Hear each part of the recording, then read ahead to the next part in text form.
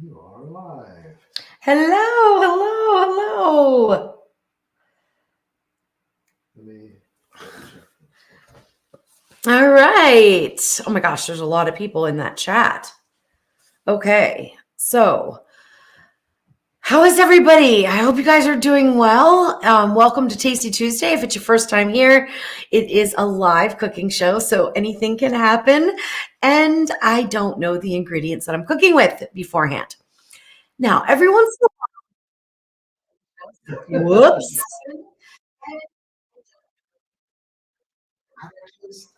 And sometimes we have tech issues. I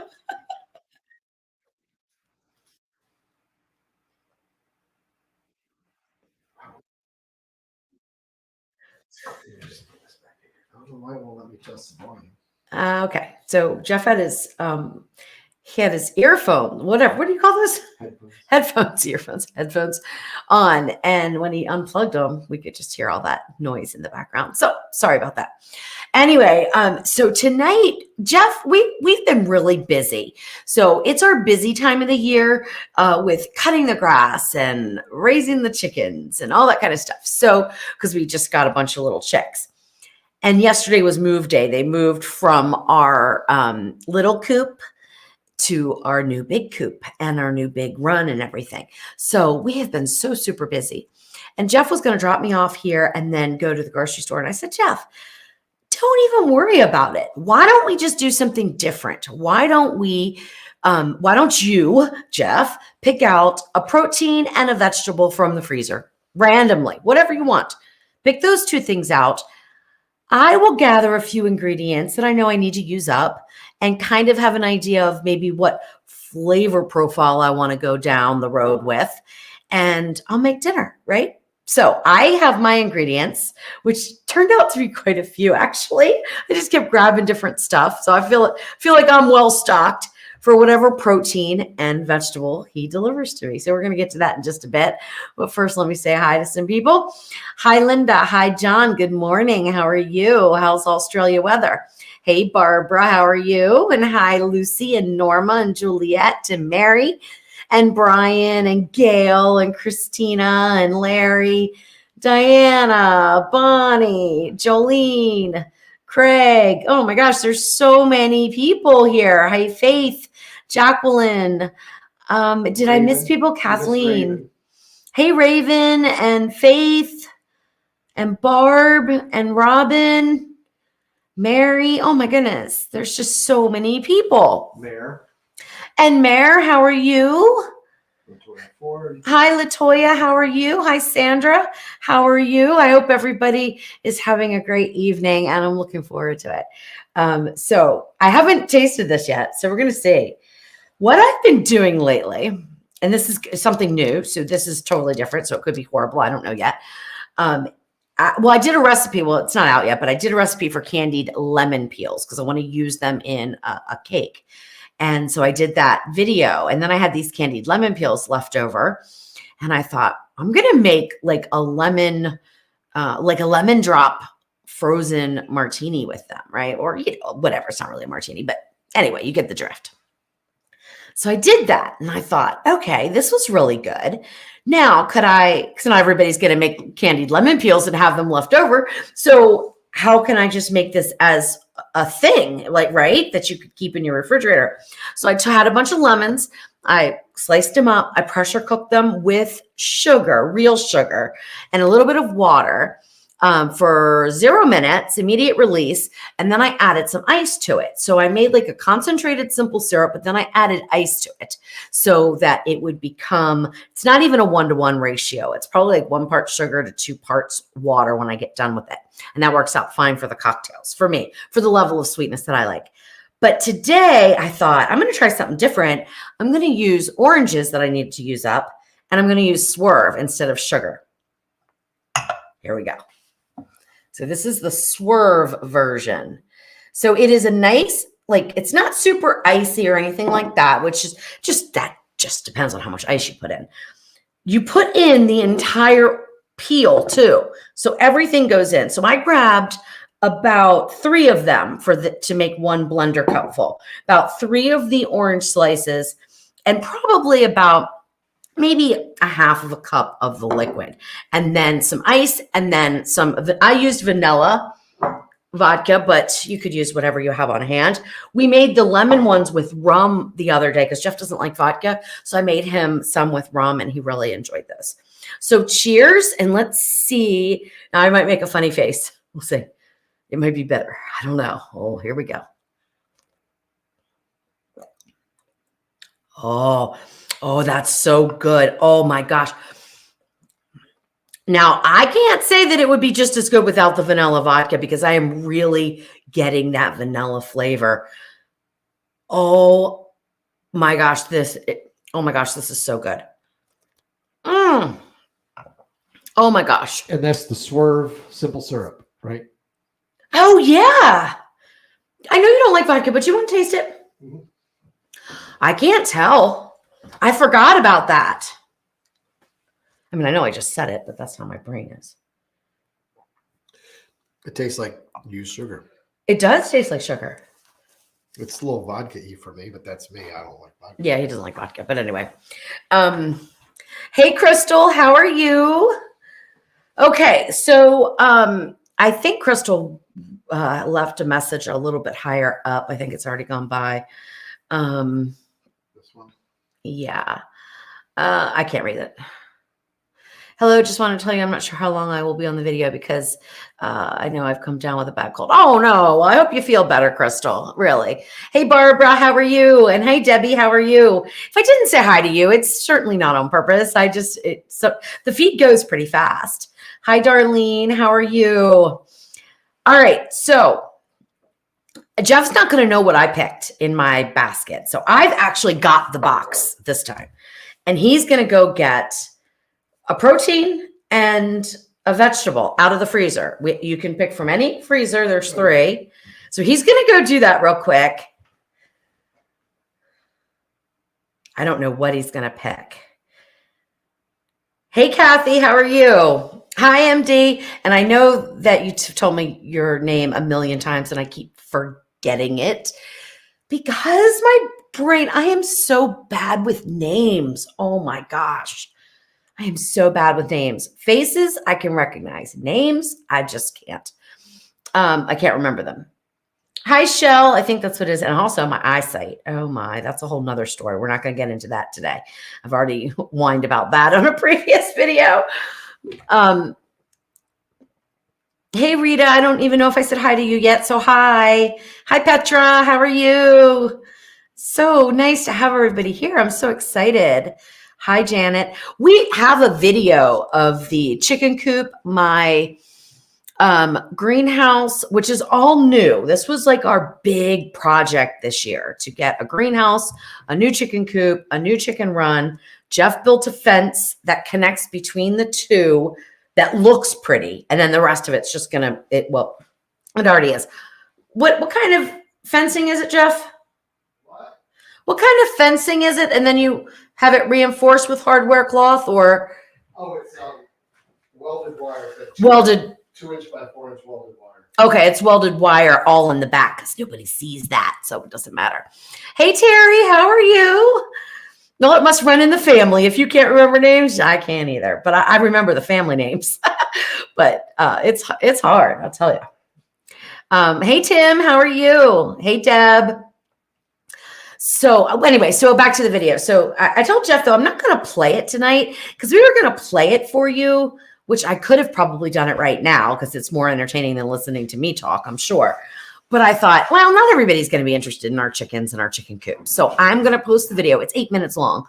I'm going to post the video in Simply Cooking with Louise, the Facebook group on Facebook. Makes sense, right? Simply Cooking with Louise. So if you're a member of that group, or if you want to become a member of that group, you can check that out. I will probably post it tomorrow because we are going to be leaving, which is kind of nice because Jeff and I actually rode together to work tonight, and then we'll be leaving. So I could finish this whole thing because he's driving. And that isn't always the case. All right. Latoya says, I'll remember a face any day, but names. It's much harder. Yeah, it is. It is really hard. And then it's really hard when people use handles, which so many people do, and I understand why on social media, because then I see the handle all the time. And even if they tell me their name, I just don't always connect it, so I forget really easily. All right. So, I am so proud of my husband. John says he's looking forward to seeing that video.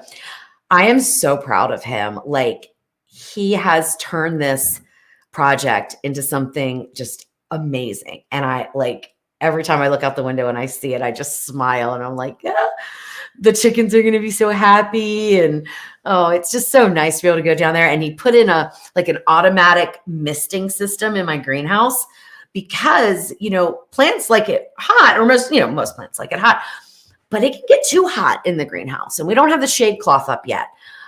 So he put this misting system in. So I can remotely monitor the temperature, which I haven't bought that machine yet. I found it, but I haven't bought that yet. But there's an app on my phone and I can just go in and say water for, 2 minutes and it'll send the water through the mister, which immediately cools down the temperature in the greenhouse and waters one side of the greenhouse plant. So it's pretty cool. You could have just played the video. I know. Jeff's like, I could have just played the video. I know. Isn't that funny? You're right. It probably would have been better. Okay, I'm ready. Here's your protein.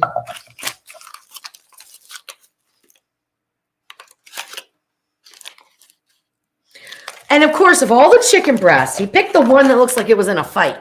I noticed this. No, it's okay. It's fine. It is what it is. I noticed this chicken breast had bruising on it when I froze it, but I was like, it's going to be fine. Okay. Stir fry. Totally does not go with what I picked. But we are going to make it work. Okay, so we got stir fry and chicken. And I love Asian food. I mean, I love it. And if I would have picked those ingredients to go with it, we would have been just on a roll. I didn't. Let's get to my box. You guys are going to see this bruised up chicken breast, but that's, oh, you know what? No. Can you get a new one? I can't trim it. It's frozen. That's right. And we're not going to thaw it first. So, oh boy. I told you I went a little overboard here. My box is crazy. But I'm going to have a head scratching moment on what I'm going to make with it because, that's not what I didn't think he was going to get me anything specific, but I had a 90% chance that he would pick pork or beef because he likes to pick pork, but you said don't give you a roast. The only pork you have in this house is roasts. Okay. Yeah, I told him don't give me a big roast because it's frozen and it would take too long. Okay. Well, just so you know, pork tenderloin and pork loin, they're roast, but they're quicker. I can't tell the difference. They're not labeled. Okay, pork tenderloin is real thin. I might not even have one. Yeah, I might not have one. Okay. All right, chicken breast. So I decided I wanted to do something Italian, or at least going down that road.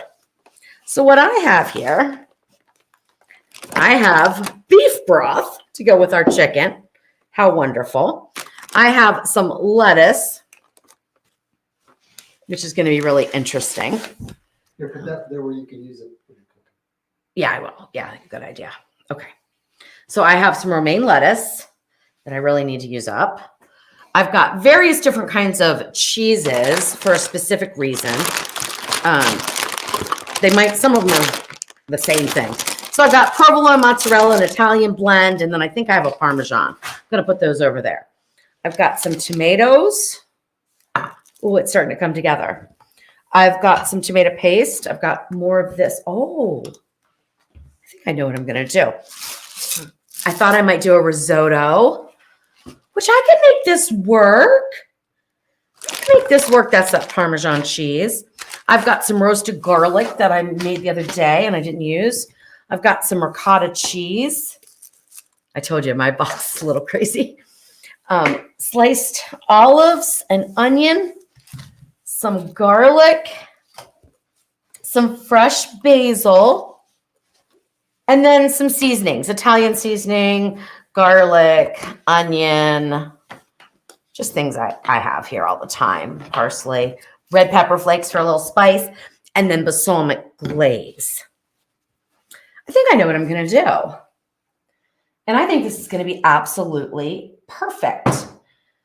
All right. So we need to move some of these things out of the way, I'm assuming, right? Yeah. Almost all of them. All right. That's a good Oops. direction. Is that good? Like that? Is that good? Okay. All right. The lettuce I'm going to use a little bit later. So I'm going to set that over. Am I even going to use it? Yes, I am. I'm going to use it. I'm going to use it. All right. Let's get to cooking. This is going to be fun. Okay. Frozen chicken. So there's not a whole lot I can do with it, but I can season it if I want to put a little oil on it or dip it in water even. The seasonings will adhere. So that is perfectly fine. I'm going to do a layered meal here. And I'm going to do something that I do not do very often. And that is attempt to pressure cook this frozen chicken breast above the liquid. I pressure cook them in the liquid all the time. They're fine. Above the liquid, when you cook chicken breast, it's lean, it's frozen. It tends to get rubbery and tough on the outside before the inside's done. But you know what? I think I have a plan and we're going to try it out. This could be with 2, 3, or 4 chicken breasts, however many you wanted to make at a time. Stir-fry vegetables there's still a little bit of an unsure how I'm going to cook those because of the timing. If I put them in with my risotto, they're going to be mush. So I am going to do the risotto. When you make risotto in a pressure cooker, you need 2 parts liquid to 1 part water. The liquid can be wine, it can be stock or broth. It can be a combination of the two, but you need 2 parts thin liquid to at least 1 part or 1 part of the rice. Okay. So we don't need to make that much, right? Because we don't need to eat that much. So I will make 1 cup, which you know I don't have a cup, right? I have a 1/3 cup. And then I'm thinking about my liquids. Now I'm going to stick with beef because that's what I got out. So let's say you have some of these ingredients at home and you have beef broth, but you don't have any, you don't have chicken broth, but you're going to use chicken. Don't worry about it. It's going to be fun. All right. So I'm going to put in 1 cup of the arborio rice into the bottom of the pressure cooker. I'm going to I need to put 2 cups of liquid, but I don't know that I want it all to be beef broth. Let me think about this. Okay, let me think. I'm thinking to myself, what do I want to do?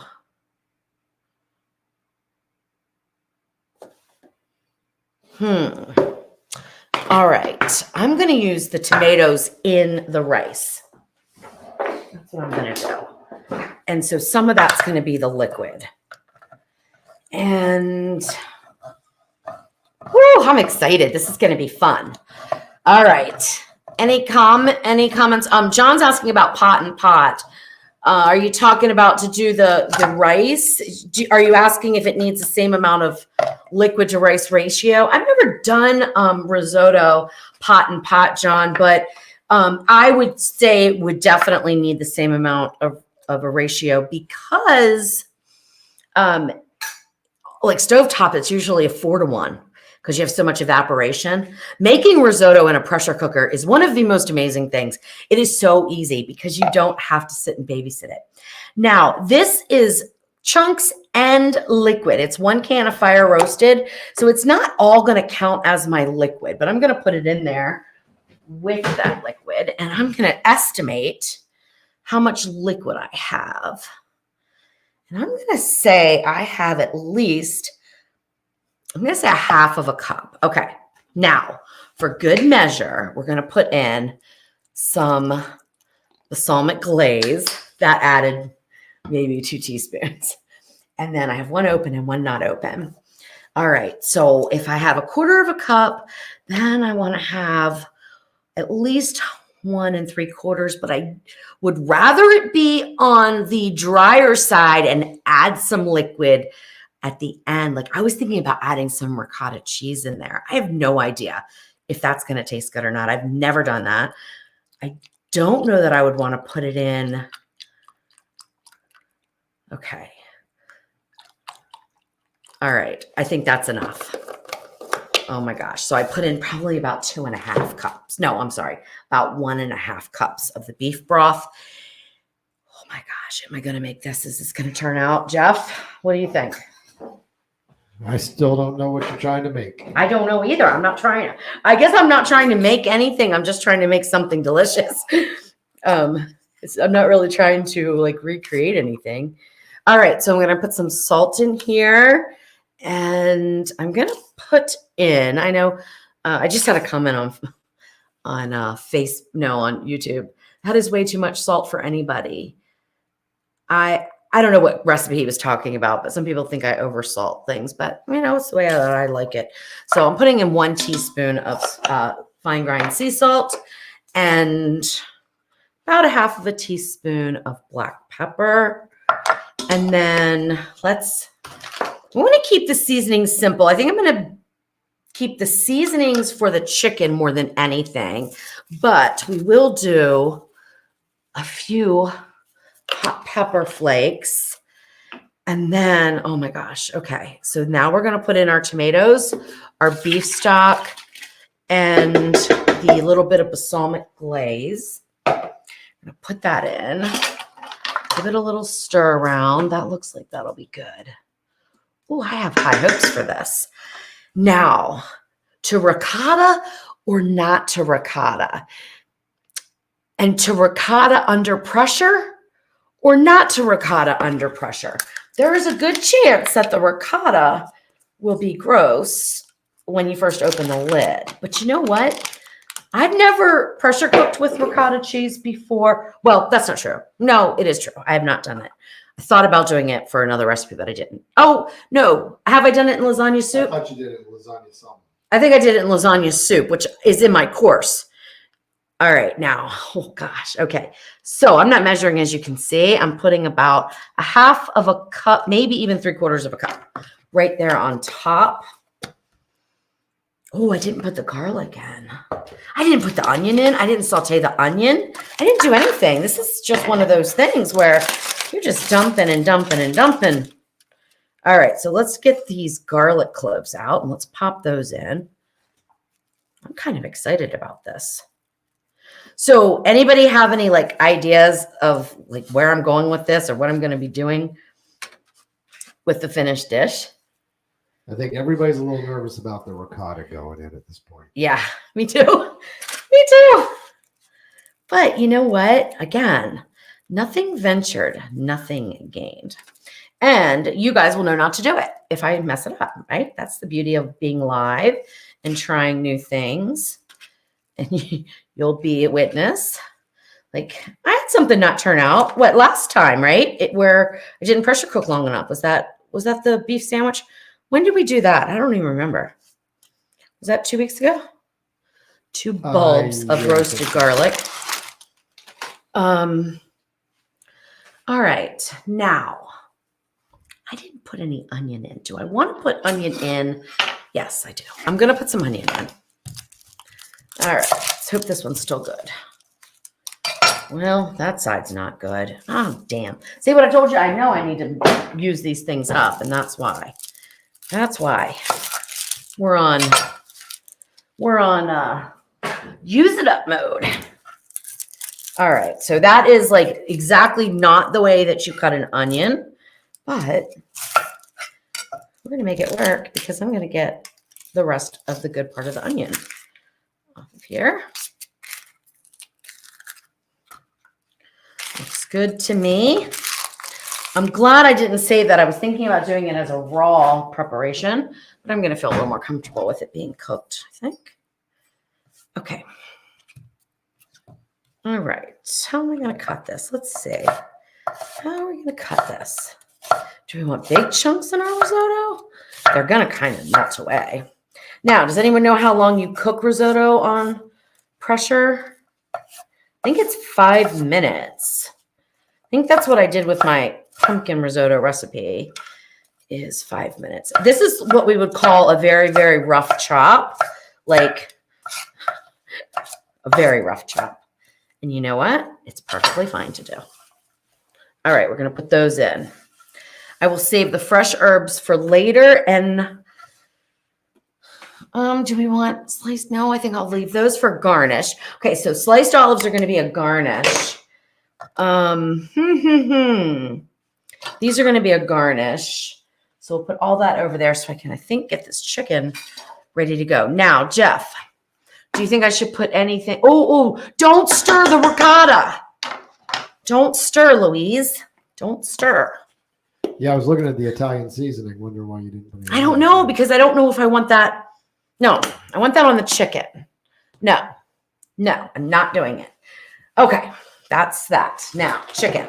Let's get a little oil. And we're going to put the rack in.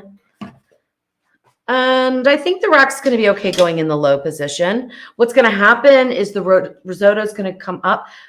I'm going to air crisp afterwards. I'm going to put it in the low position. Oh, I could do this as a steam and crisp. No, it's too late. I was going to say, I probably could do this recipe as a steam and crisp recipe, but it's too late now. Because and this thing is really loud when you steam it. That's true. That's true. Okay, so now the chicken, frozen chicken is coming out. We're going to spritz it. I'm going to season it. We're going to plop it on top. I'm looking around here to see if I missed anything, and I don't think that I did. Then we're going to get it under pressure for 5 minutes. Is the tomato paste just for thickening later on if you need it? If I need it. If I was going to add it, which I probably wouldn't with the risotto because the risotto absorbs so much liquid, I probably won't need it at all. But if I overestimated the amount of liquid, then I might need it to thicken up. But I don't think so. So I'm going to not put it in yet. If you put it in now, you might end up getting it too thick, especially with that ricotta. And if it's too thick, then it's good. You're going to get the water notice or the burn notice or whatever notice they want to give you. Okay, so each side is going to get lightly seasoned with black pepper, salt, onion powder. Whoa, a lot. That's what happens. I take the little things out. Was that garlic or onion? That's onion. Garlic. Let's see if I can do this a little better. I take the things out because I always am scooping. And sometimes this one I didn't take out. So that one like just pours out nicely. Okay. What is that? That was Italian. We're going to put a little extra oregano. Oh my gosh. Oh, you know what? Let's put a little oregano in there. Okay. All right. Anything else? No. Let's flip it and do the same thing. And yes, I'm going to touch the chicken. I guess I need to wash my hands. Ah, darn chicken.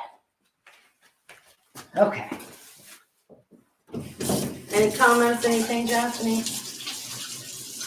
John says, well, you need a natural release to help the rice absorb the moisture.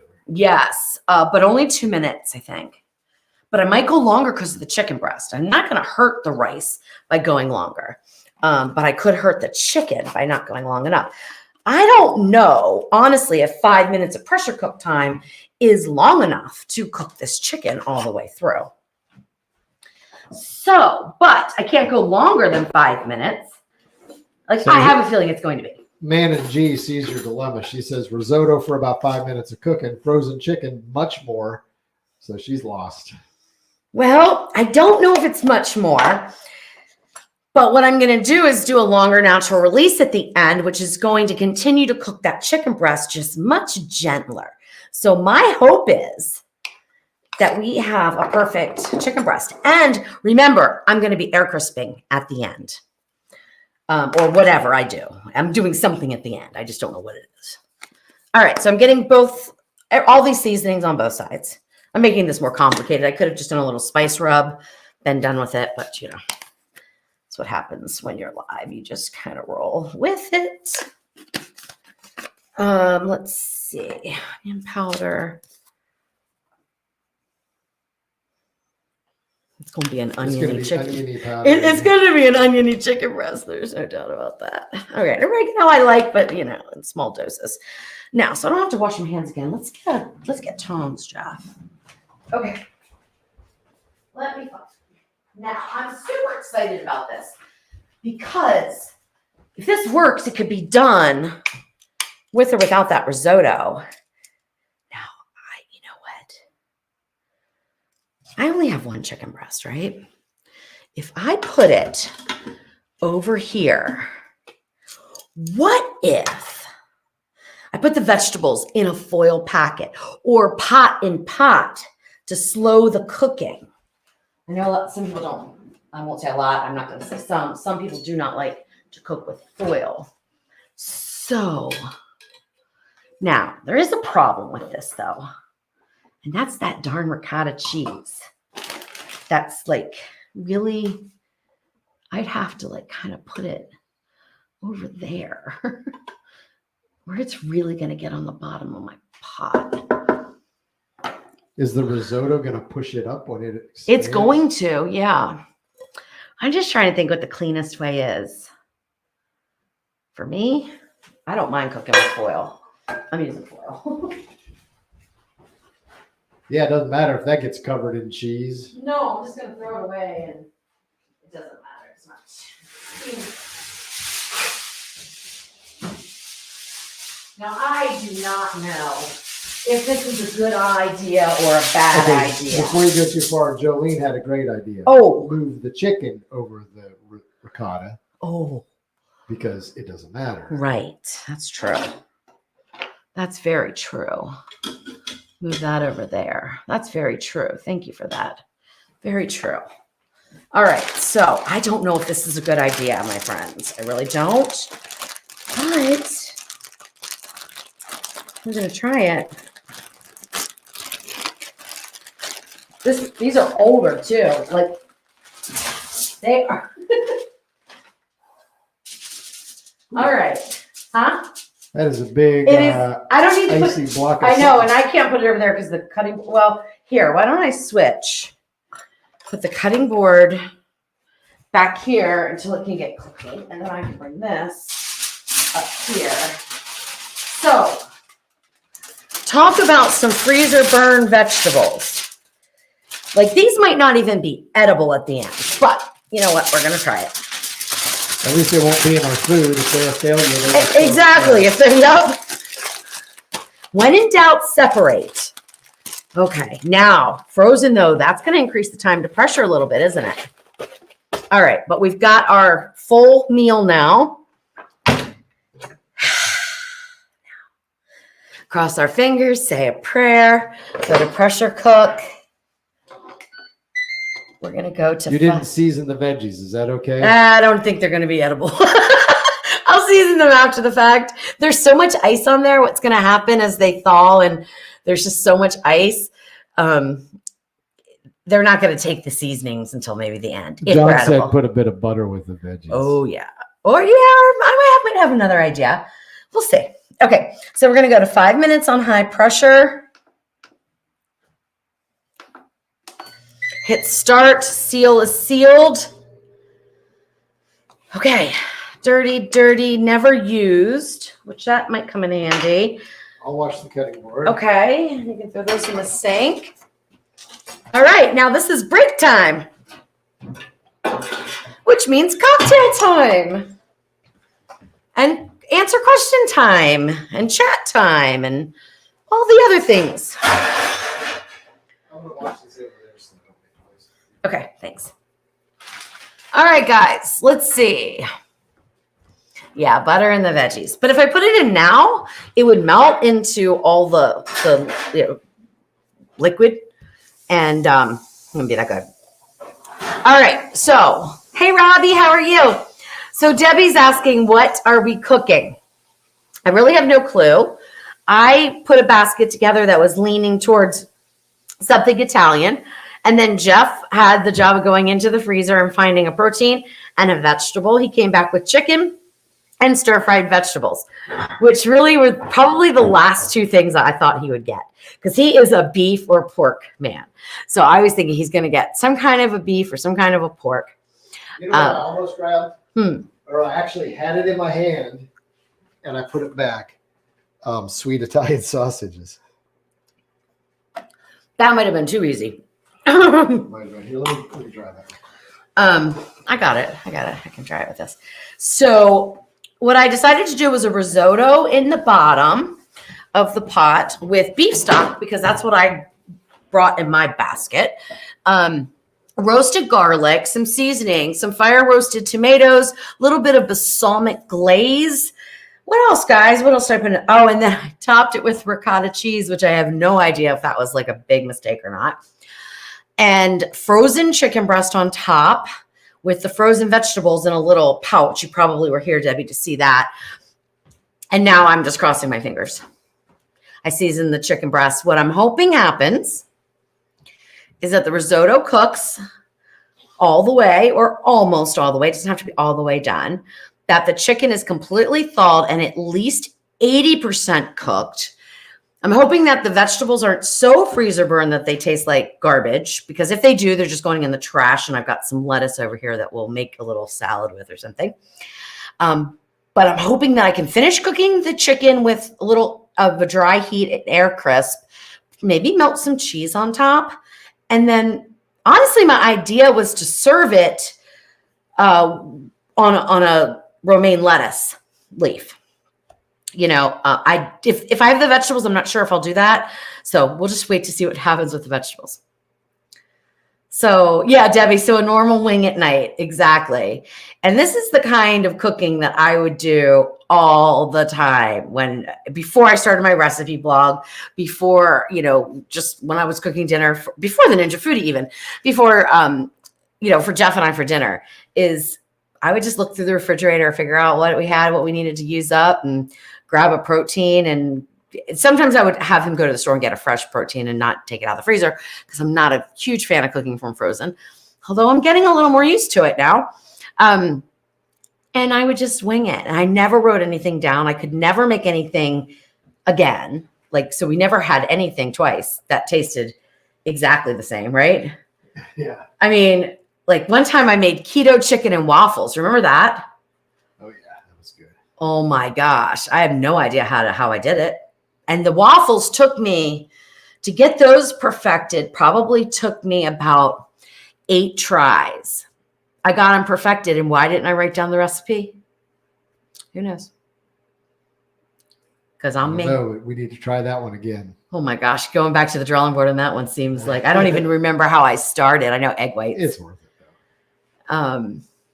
Yeah. Don't you have a keto pancake recipe, right?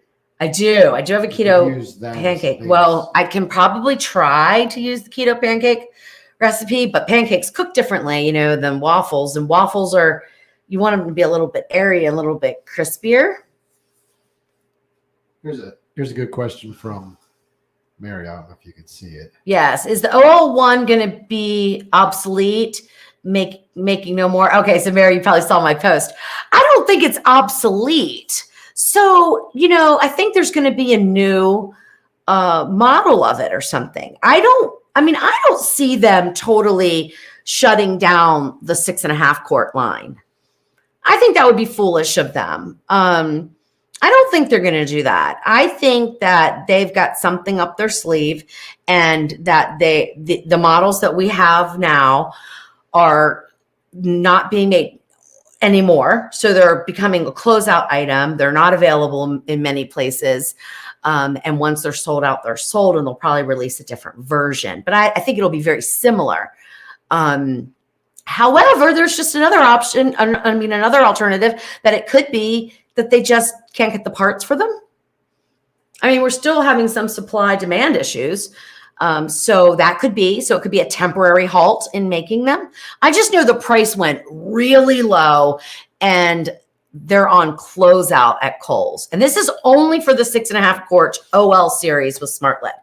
Could also mean that Kohl's is restocking and getting something different that they're going to push.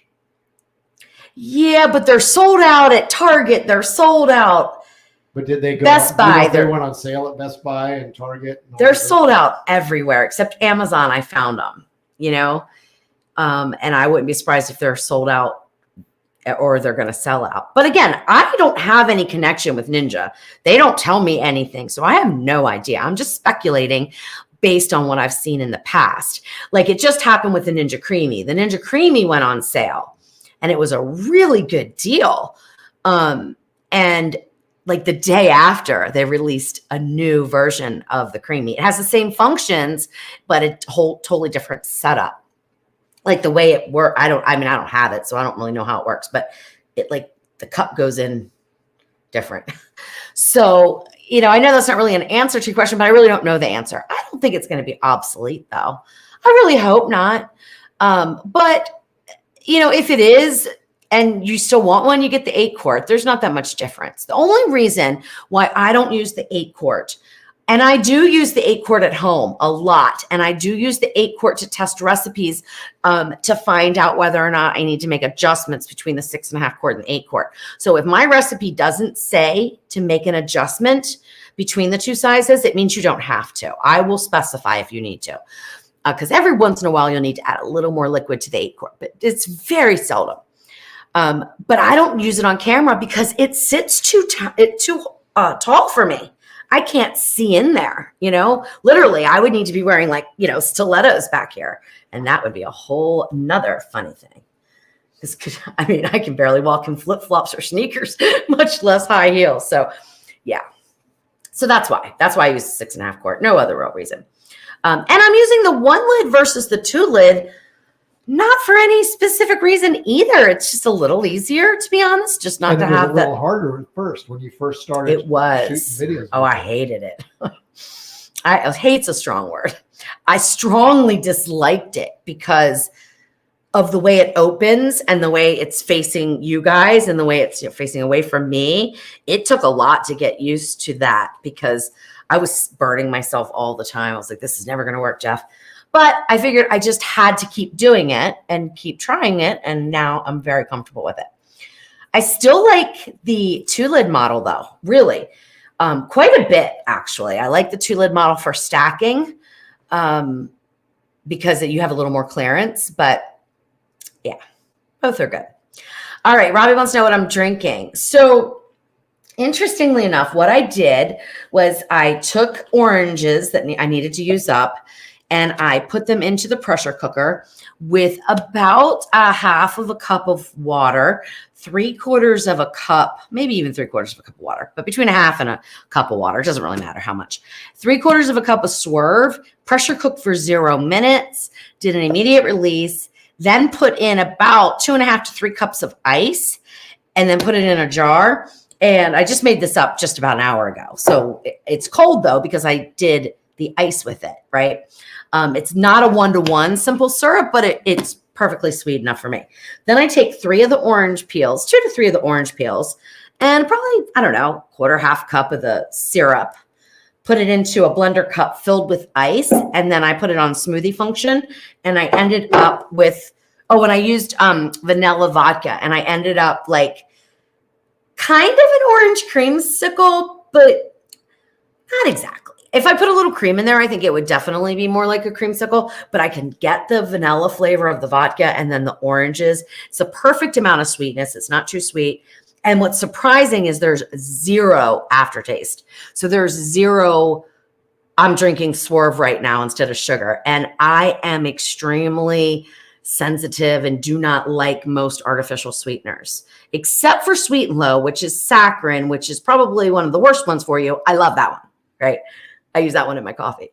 That's the only guilty pleasure though, that I put that in my coffee. But I wouldn't cook with it, you know, but this is good. And Swerve works well. I mean, I like Swerve. I think of all of them, Jeff, that's probably the best one we've tried. Well, yeah. Is it sorbitol or erythritol? Erythritol, and I don't know what it is, to be honest with you. I don't remember off the top of my head. I see that in a lot of diet sodas that I like Diet Sprite or Coke Zero, Sprite Zero. Yeah. Those things. Yeah. So I'm surprised though it doesn't have an aftertaste because I thought it might. I've got something on my shirt. But it doesn't. So it's pretty good. And you can do it with lemons, which is how I started doing it. So I call them lemon drops, frozen lemon drops. And they are really good. Of course, I made those with real sugar. But honestly, I can't tell the difference between the real sugar and this. You will if you drink enough to get a hangover. You probably won't have as much of a hangover without the sugar. Oh, well, let's do it. Did I say I would use this for cooking? I'll just stir my drink with. I'm going to pop up Larry's question or comment because I agree with him 100%. Okay. He says, I'm hoping the next unit that Ninja comes out with is Wi-Fi capable that we can control for our smartphones. We've talked about that forever. Even Bluetooth, something to let you know where you are and you don't have to run back to the pot and check it. I know. Oh, I'm making a mess. That would be nice, wouldn't it? That would be really nice. Now, we haven't even come to pressure yet, but I didn't do a timer. How long has it been, do you think? No idea. Any guesses how long it's been? I have no idea. Okay, let's see. What is Mary saying? I have the OL 501. Hope to see it still used so I can learn how to use it. Well, you know, they're going to have the 8-quart, so they're the same. There's a couple of other features on one of the 8-quart models, but basically they are the same. So you're always going to learn how to use it. And I think somebody mentioned get the course because it's worth it. Yes, I have a Ninja Foodie course online that takes you all the way through every single thing you need to know. And we're still adding videos for the for this model, for the OL series with Smart LED. We still have a ways to go. In fact, I think that's on the plan. It keeps getting pushed. But it's on the plan, I think, for this coming week, right? That we finish all those videos. That's a plan, if I can get through them all. But yeah, the course is valuable. I'm posting a link to the course for you. Yeah, it's valuable. Tracy says you are both such a lovely couple. I think your show is fantastic. I'm from South Wales. Whoops, I clicked on the wrong thing. It's right above there. Okay, but I can't read it now. I still can't read it because it's behind the comments. Okay. I'm a newbie with air frying and the drink looks yummy. Oh, air frying. That's a funny story. So one of my friends, when I lived in Maryland, one of my friends got an air fryer. Again, way before the Ninja Foodie. And she said, do you want me to bring my air fryer over so you can make, some delicious things in the air fryer? Because I would have her and her husband over for dinner all the time. And I said, no, I don't want your air fryer. I don't want to air fry anything. Are you kidding me? That's nothing but a convection oven. I don't need that. I'm a real cook, that kind of snobbery that I had for some reason. I'll use the oven and the stove and it'll be perfect.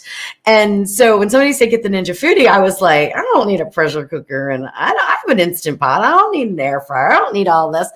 And they're like, just get one. And I was like, all right.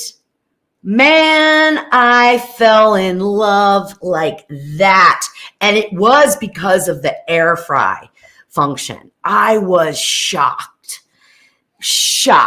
at how well it worked and how different it was. I mean, we were making up egg rolls and crab rangoon, and we were making all kinds of good stuff. And I was like, this is just like if we ordered at a restaurant or we deep fried it, Jeff. And I don't like deep frying because I'm afraid of deep frying at home for fire purposes.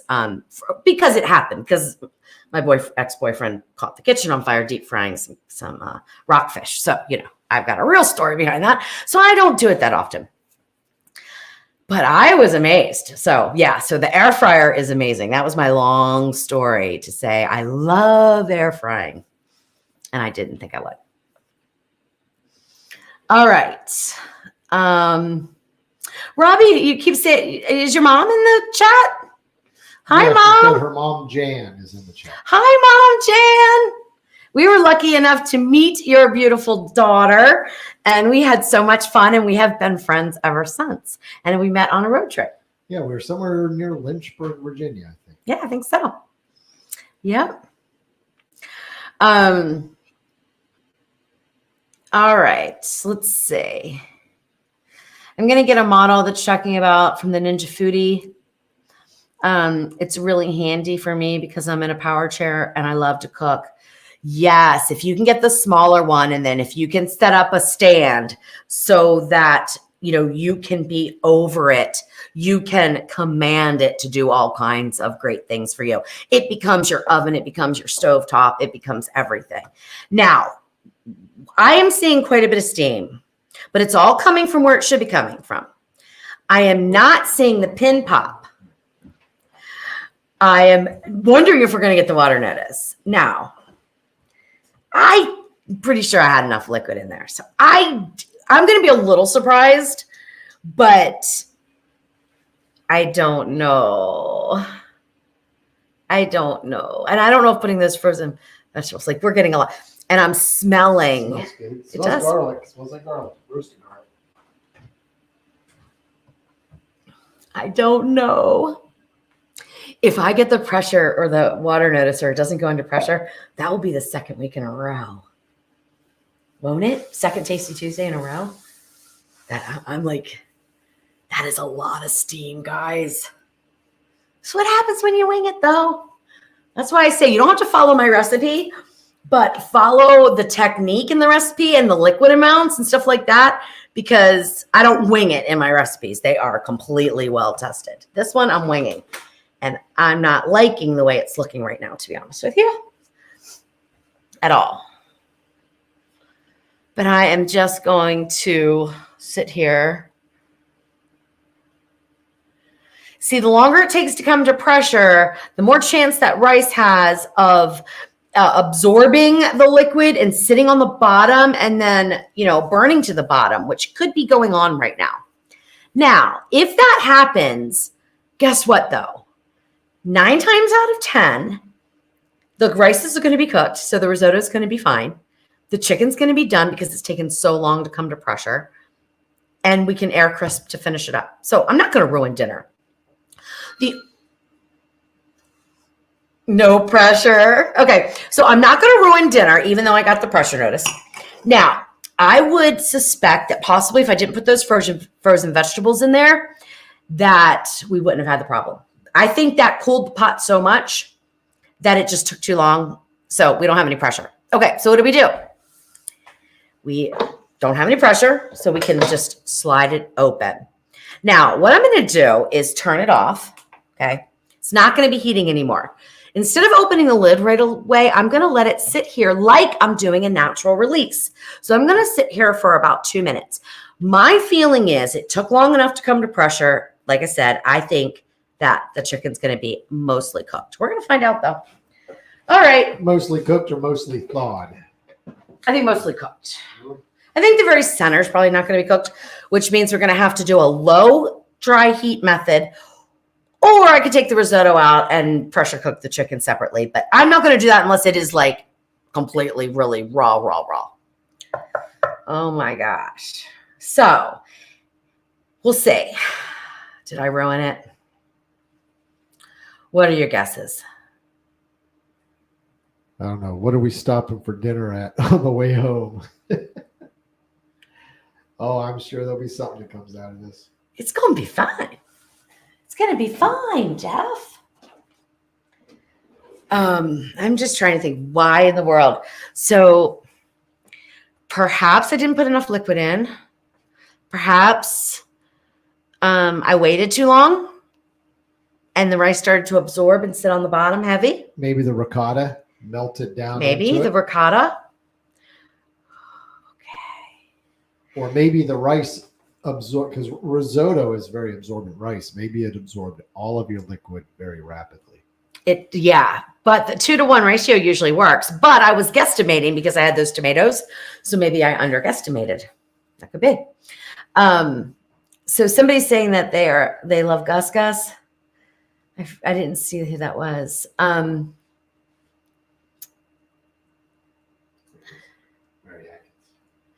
Mary says, okay, so I still have this connection to Gus Gus. Oh my gosh, Gus Gus. Gus is amazing. Gus is doing Gus well. went out with the chickens today and didn't do anything. He just hung out and looked at it. Oh, he was on a leash, but he was in their coop, in their pen. Not in the coop itself, but okay. Are we ready? Are we ready? Are we ready? Ah! I burned myself a little bit. That's why I screamed. Okay. Okay. It is not the ricotta. It is not ruined. Let's take a temperature of the chicken. The chicken is still frozen in the middle. We have 26 degrees in the very middle. Okay. We're going to work this out, guys. We're going to work this out because we're going to eat dinner.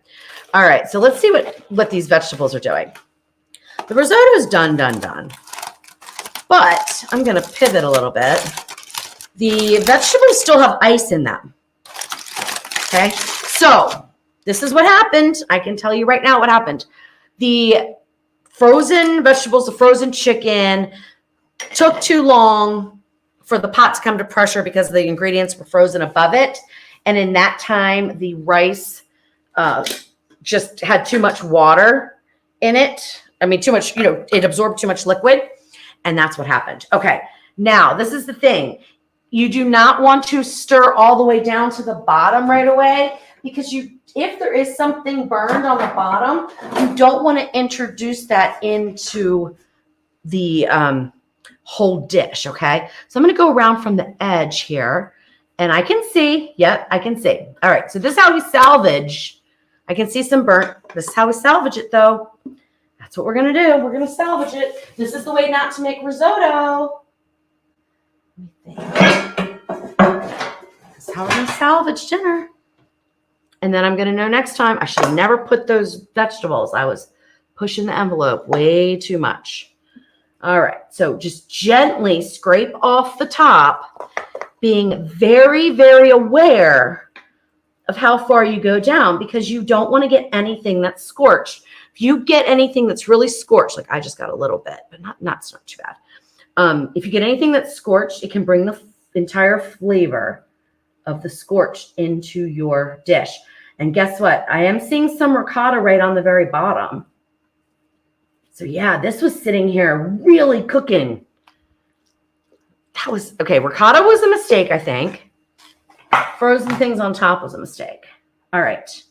Now, let me show you what the bottom looks like. Can they see? Oh, yeah. Okay.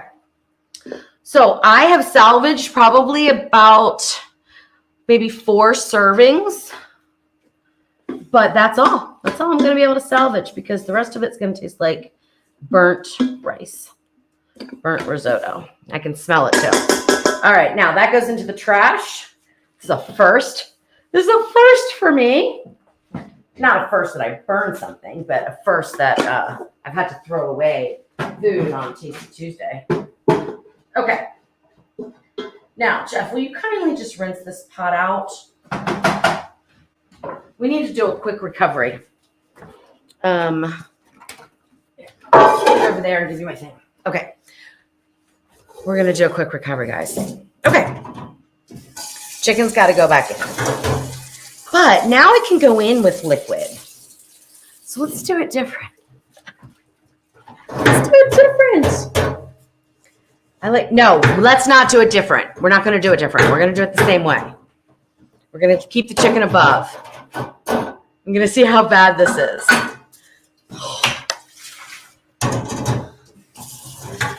What a disaster, huh?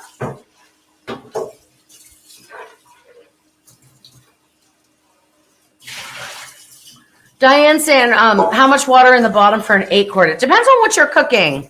Diane, I'll answer for Barb. It depends on what you're cooking. Yeah, Robbie, I've never had to throw out food on a Tasty Tuesday.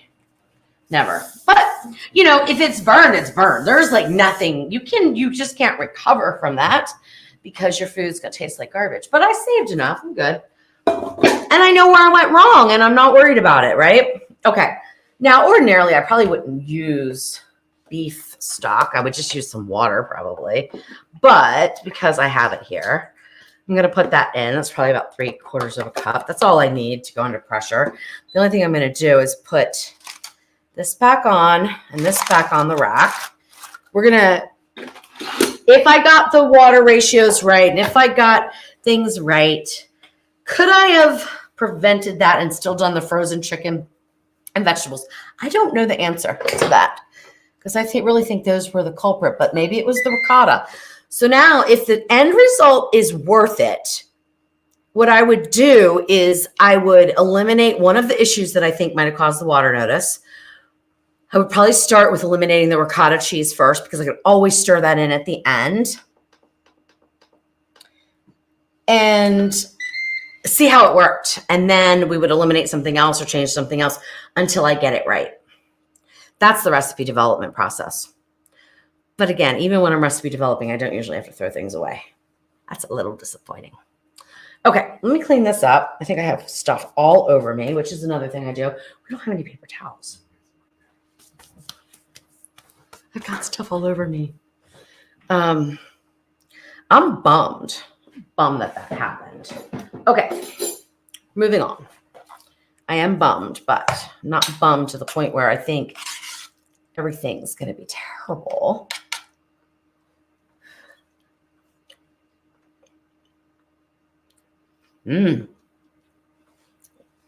That's good. The flavor is spot on. It is nice and spicy. Those red pepper flakes really come through.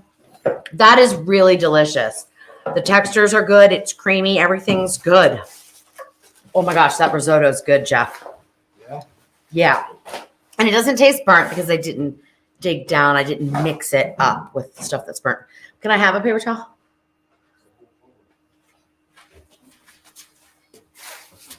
I want to clean up my cutting board. All right, guys, do you have any questions about this disaster that you just witnessed live?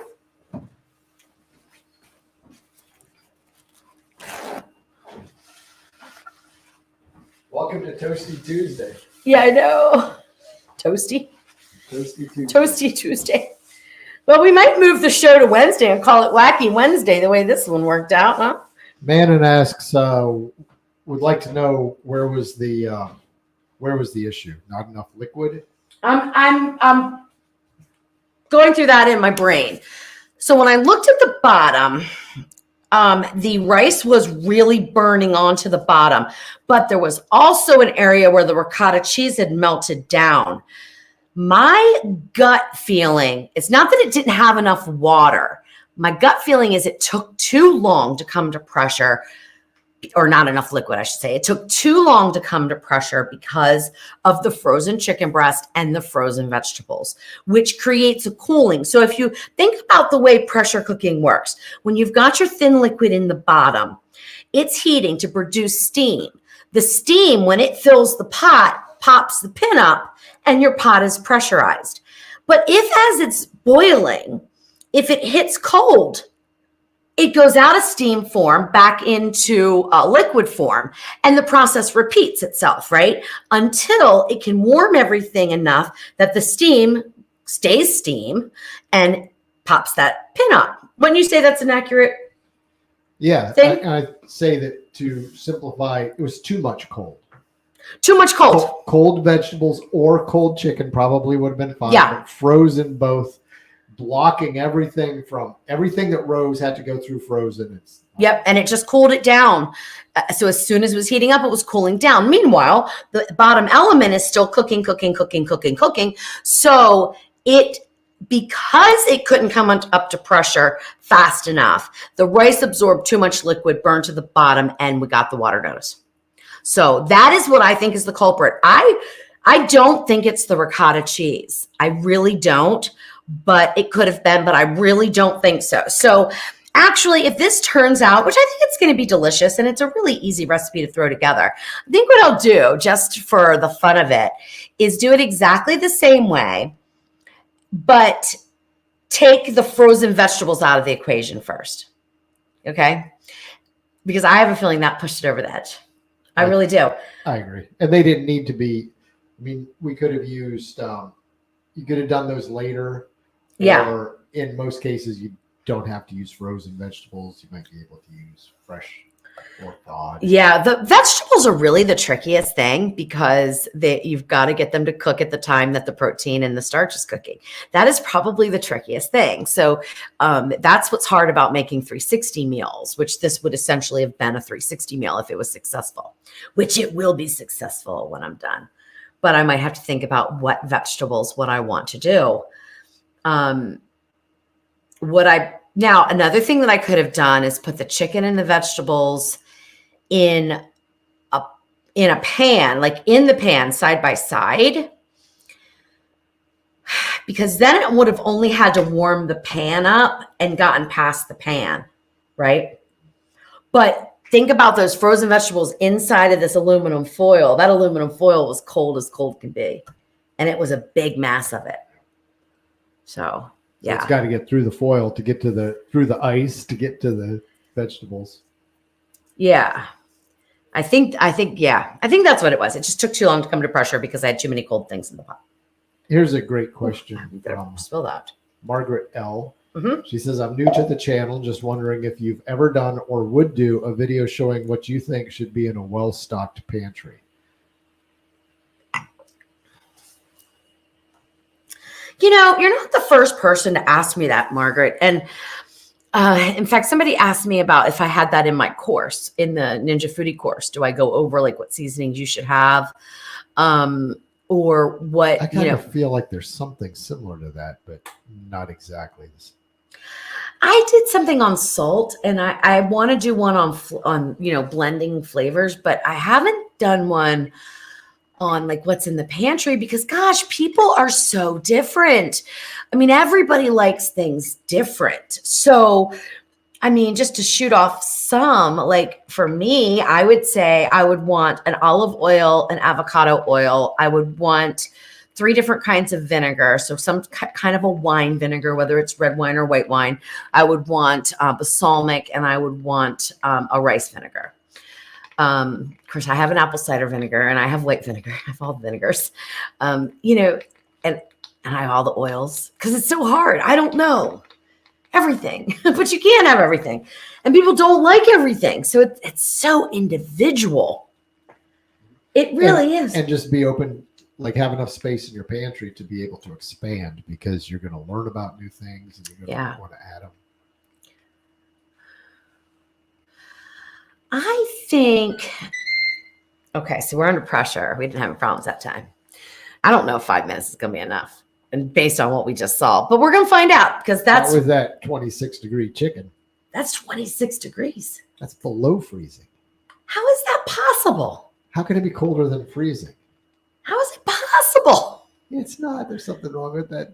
There's nothing wrong with my thermometer. As a matter of fact, it needs to be washed. Well, there's something wrong with it. It's dirty. It's dirty because I poked the chicken. So now, just in case the chicken is the perfect temperature. Okay. Can you talk to Diane about risotto? Yes, I will.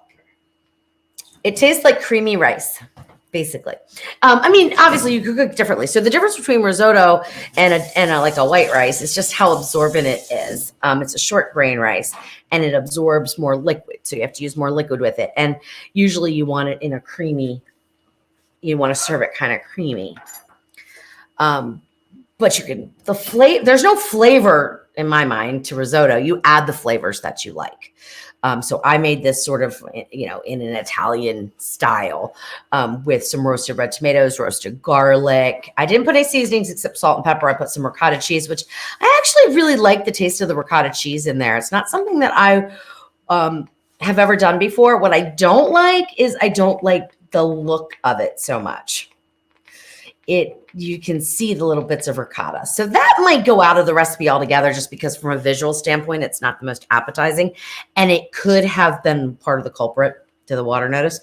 But yeah, it's just a creamy, soft rice. It's really delicious. You can put any flavors you want with it. It's often cooked. You cook wine with, you put wine in as the liquid. A lot of times. I've always thought that was the cool thing about risotto is it took on the flavor of the liquid that you're cooking with. It does. More so than other rices because it's a thicker rice. Yeah, it absorbs so much. Yes, absolutely. All right, what was the next one? You're going a little too fast. There was one about frozen chicken. Aaron, yeah. If I wanted to make a frozen chicken breast for a simple dinner, how would I do it? I don't know yet. That's what I'm gonna find out right now. Stay tuned. So, I mean, the easiest thing to do is going to be use the step method to air fry it or bake it. I would probably bake it from frozen. That's going to be your safest thing. That's just like throwing it in the oven, really. You're just going to get it done faster because you're in a smaller appliance than Ninja Foodie. What I'm experimenting with is pressure cooking. Okay. Now, if you don't mind it being in some liquid, you can also pressure cook a frozen chicken breast in liquid, and it turns out really nice. What's Jeff doing? Oh, those are chicken thighs. Yeah. And, Thighs. and they're totally different. Totally different. That's not going to help. Yeah. So the thing with cooking frozen chicken breast, pressure cooking it's not something I've ever gotten right. In fact, I've never gotten thawed chicken breast right as a standalone above the liquid type of chicken breast. It is always rubbery and dry on the outside. And then maybe at the very inside, it's okay. And that's because it's cooking from the outside in, and we overcook the outside to get the inside cooked to temperature so it's safe for us to eat. And that's why I can't stand it. Sous vide is the best chicken breast. Sous vide is a very good method, and you can use it frozen or thawed. It's fine. And that's a very good method, but it takes time. So I don't know. I'm going to see if a 5-minute pressure cook, which obviously my chicken didn't cook at all during that first initial thing. Maybe the outside cooked a few degrees, but definitely didn't cook very much. So we're going to see if the 5-minute pressure cook time followed by a 2-minute natural release, because I'm going to keep the timing exactly the same as if the risotto was still in there. Okay. Because I want to test this recipe again because I have a feeling I can make it work. So we're going to go just 40 more seconds, then a 2-minute natural release. Then I'll vent, and then I'll take a temperature, and we'll find out. Then I can really tell you whether or not we're going to need to go longer. Okay, use that final 30 seconds to answer this question. What? Oh, Jolene. Okay, do I have homemade seasonings on your website? Taco seasoning, onion soup mix, house seasoning, etc.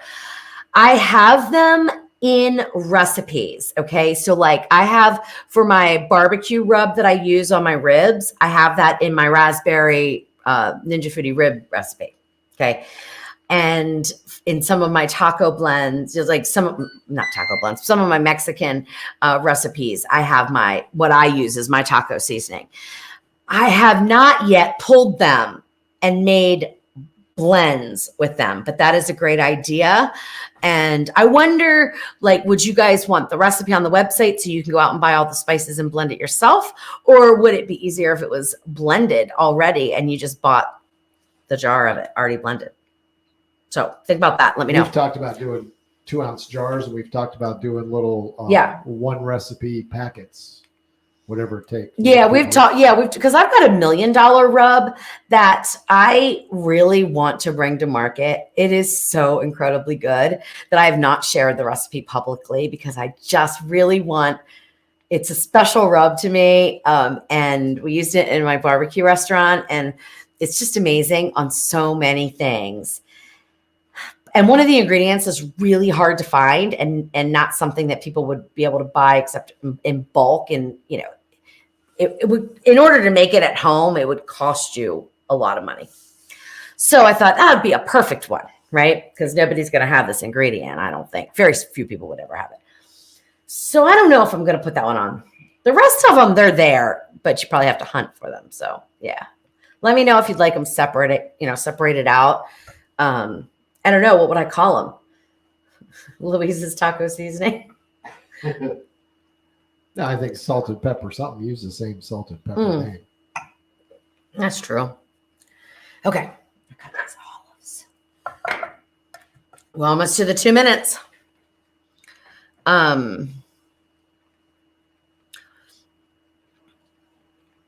Robin says you need to talk to Uncle Steve Shakes. Yeah, he does his own spice. He does some barbecue rubs, and then he's got one from CJ. Yeah, that's awesome.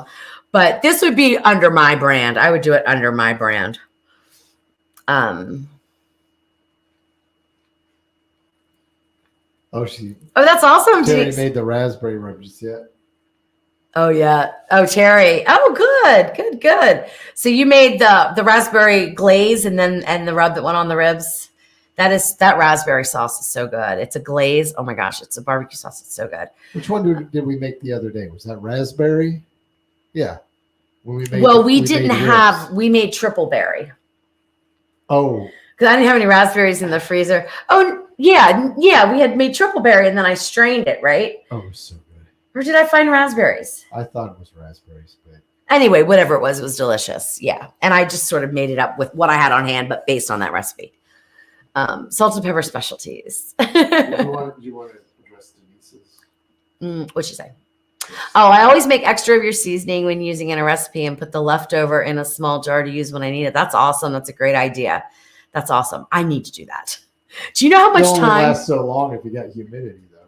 They do. I know. That's the one thing about if you do spice blends, you need to put some anti-caking agents in there. And I don't like that. So I usually make them up fresh. But Jolene said, do you have the time to make and market your seasonings? You're a very busy couple. We've talked about this. Yeah, it's something I really want to do. I really want to have them blended professionally. So there's rules, there's laws, there's rules. I can blend spices under the cottage industry law, but in Mississippi, there's one set of rules. In Tennessee, there's another set of rules. Sometimes you can market on the internet and sell internet wide. Sometimes you can't. It depends on where you live, depends on where you operate. They don't want it to be a business. It needs to be a cottage industry. You also have to put your address on the label itself. And I trust you all, but there are some kooks out there. I don't want them having my home address. Oh, 2. I went 4. Blah, blah, blah, blah, blah, blah, blah, blah, blah.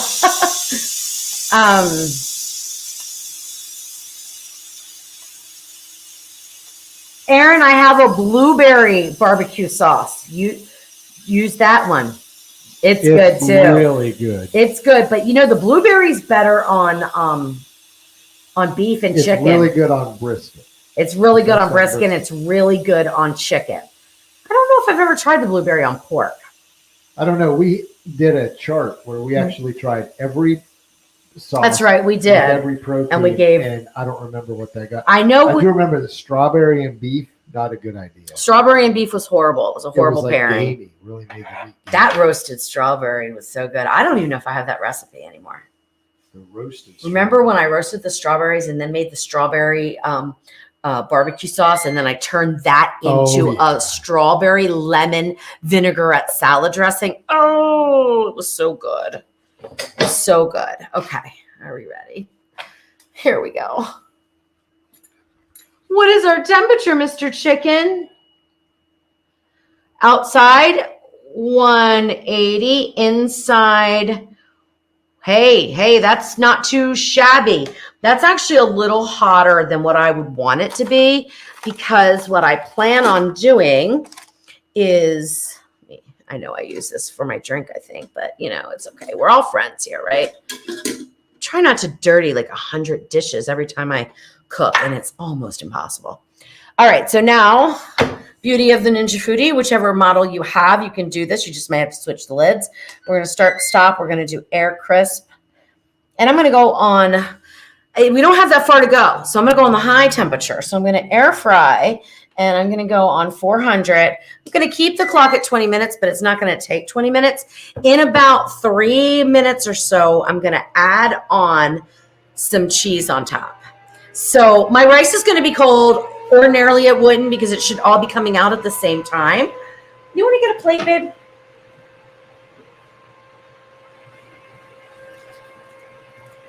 Some of this lettuce is a little on the flimsy side. All right. And I don't know what I'm going to do with this. First of all, let me taste it. You know why?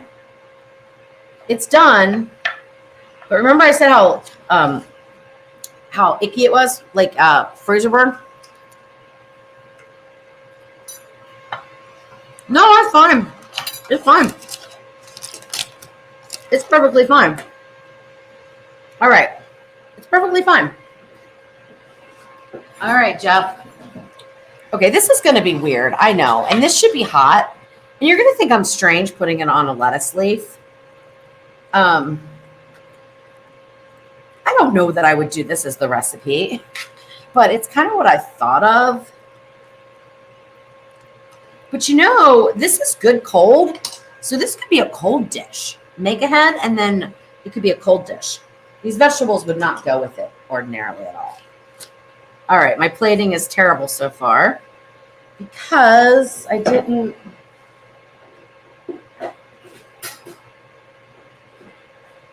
I need to shave this if I want it to sit flat.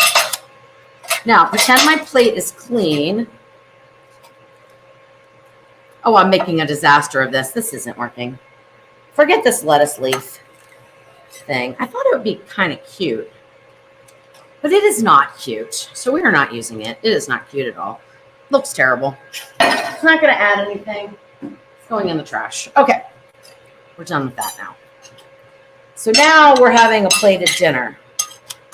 And Jeff might even put this in the microwave for me. We need to season these up. Do you want to pop this in the microwave so that it's hot when we taste it?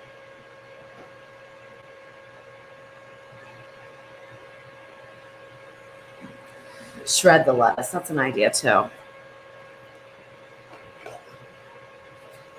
All right, a little bit of salt. Somebody is asking something about the story of the salted pepper name is on his website along with a bunch of really good recipes. So yeah, the story of how I got the salted pepper name. I'll tell it real quick. So I am not going to put butter on, by the way. I'm going to keep this sort of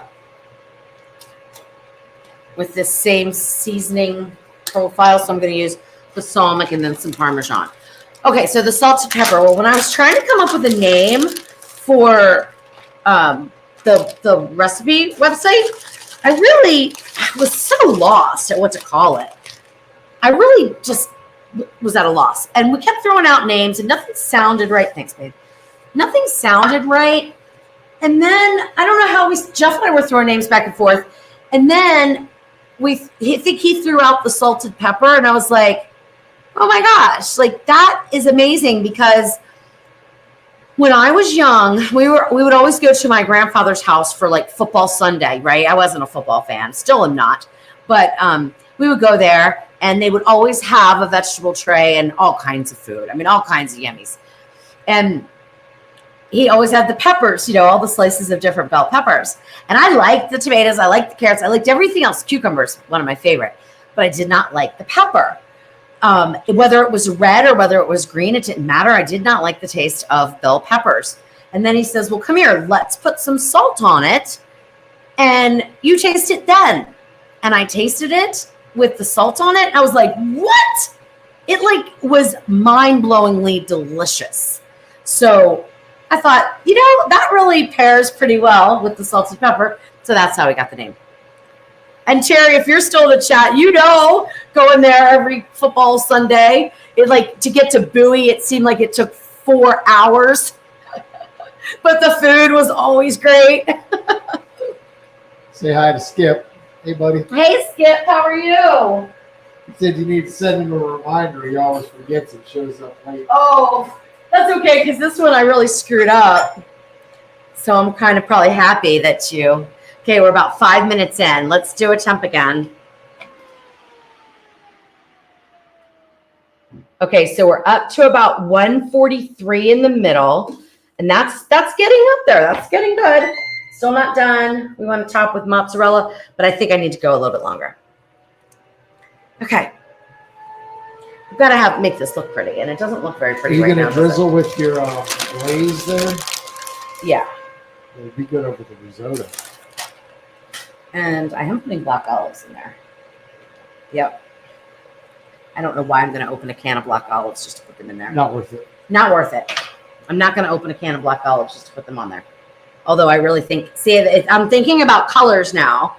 So that little bit of darker color is going to be a nice contrast. It would be, but it's not worth wasting a whole can for I know. us. Well, imagine that I've got some black olives on there. It's going to be good.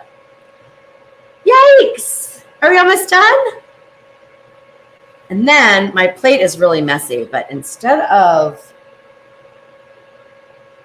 putting that on top, I'm going to put it on the bottom. This doesn't seem as thick as it usually is. Is that balsamic? Yeah, Big.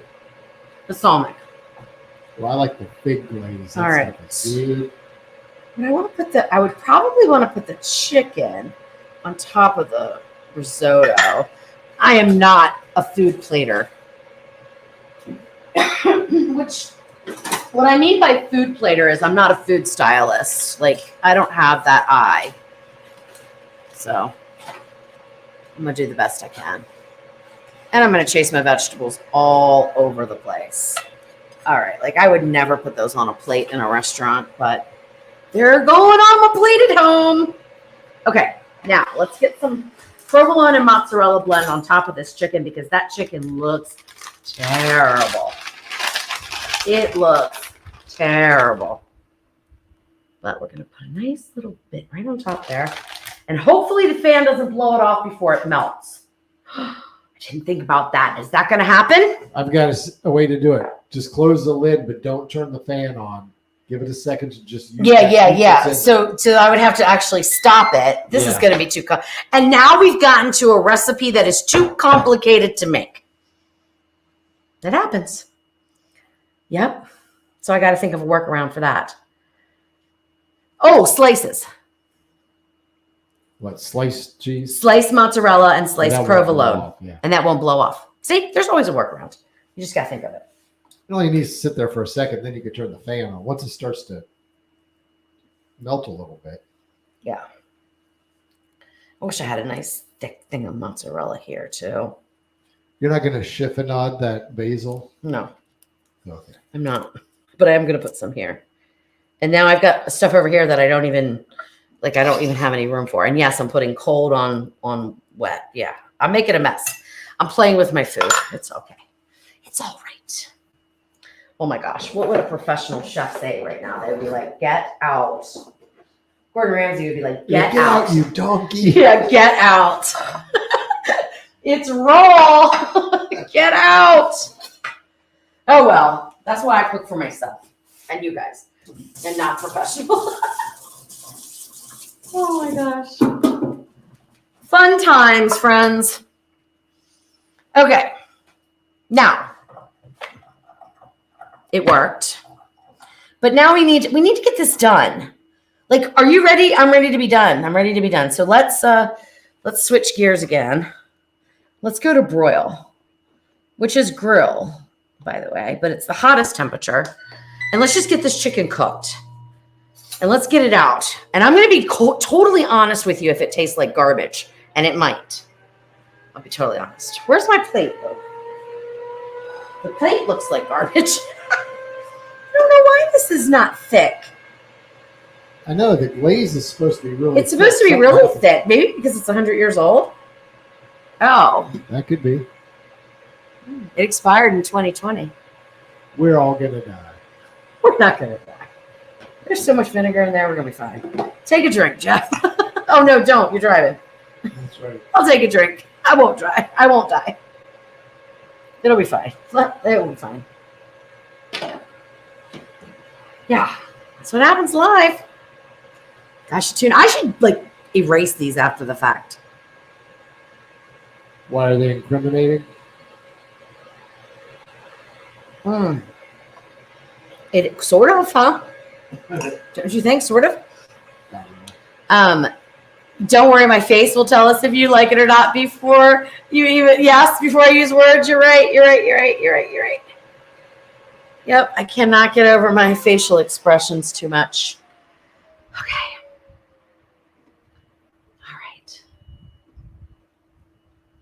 Oh my gosh, we are so close. We're at 161. You know what that means? That means we're done. Let it rest for a second. Let it rest, and I'll leave it right in there, and then I'll bring it out here with my non-existent tongs, and maybe I'll just pick it up with a fork. And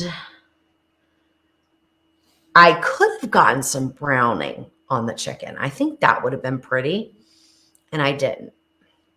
But I don't want to overcook it either. So, yeah, this one's got a lot of work to be a real recipe. What do you think, Jeff? Yeah. Who gets to taste? Let's wait till we taste. Who tastes it first, me or Jeff? Maybe I should let Jeff, since my face gives away everything. What do you think? Shelly says, I don't ever worry about the expiration dates unless they are way, way out of date. Yeah, I think 2020 was a long time ago. 10 Gail October. said 2020. My kids find that in my kitchen all the time. I know, 2020. Oh my God, that's so funny. Okay, Skip, Jeff. Skip says Jeff. Everybody says Jeff. So Jeff it is going to be. So I will get him a clean fork and a clean knife. And I get to taste the 2020 balsamic glaze First. first. And then we're going to wait 48 hours and I'll come back and taste it. Just kidding. Yeah, he come back alone and text me from the hospital how it tastes. Yeah. Okay, let's take this out now. All right. Okay. So now my idea was to have it sliced. So let's see. Oh, it's cutting really nice. It really is cutting nicely. It looks pretty juicy, guys.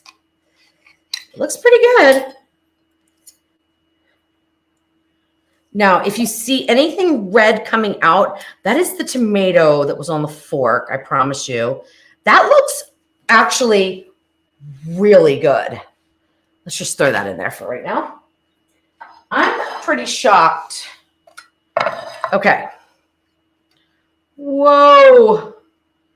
Whoa. Ooh, hot. Okay, now pretend that this is really thick. We actually probably have one that is, but that'll work. It's fine. And that it's just a nice little beautiful things. That's just balsamic vinegar at this point. Okay, fresh fork, fresh knife. You've got everything. I want you to make sure that when you taste, I don't care about the vegetables. The vegetables suck.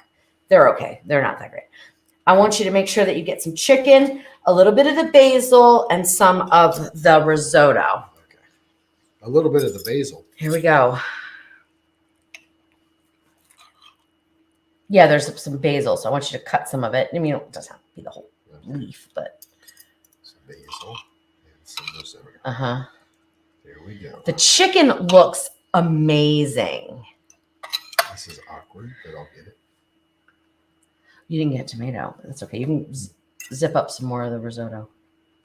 That's probably cold again.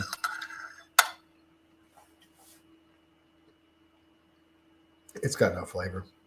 It's got no flavor. It tastes like balsamic vinegar. It's got no flavor. The chicken's rubbery. I'm just being honest. Darn it! This is a total fail. The chicken's rubbery. This is why I don't pressure cook chicken. Oh man.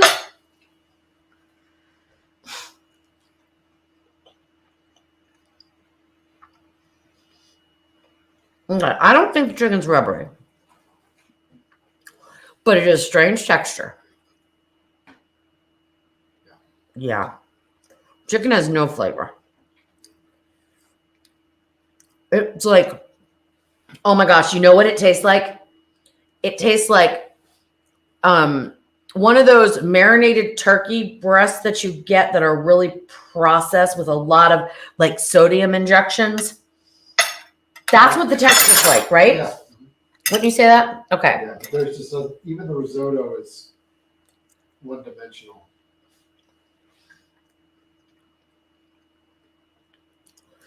I kind of like the risotto. Taste it without anything on it. I mean, I see what you mean. It definitely could use some more seasoning. But I kind of like it.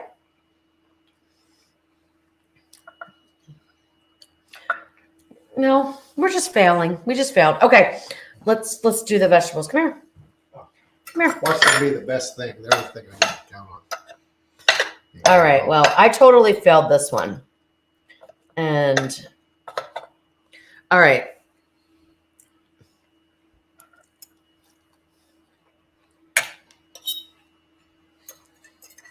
What are we gonna eat for dinner? I don't know. Vegetables weren't bad. Oh, damn. Nothing was really good though. Oh well. We tried. And you know, the last 5 Tasty Tuesdays, let me get my mic on. Last 5 Tasty Tuesdays, I feel Really like we upset. really had good ones. So we were bound to have one that didn't do super duper. I'm just really bummed. And again, this is why I never pressure cook chicken on the rack above liquid. It just has this weird texture.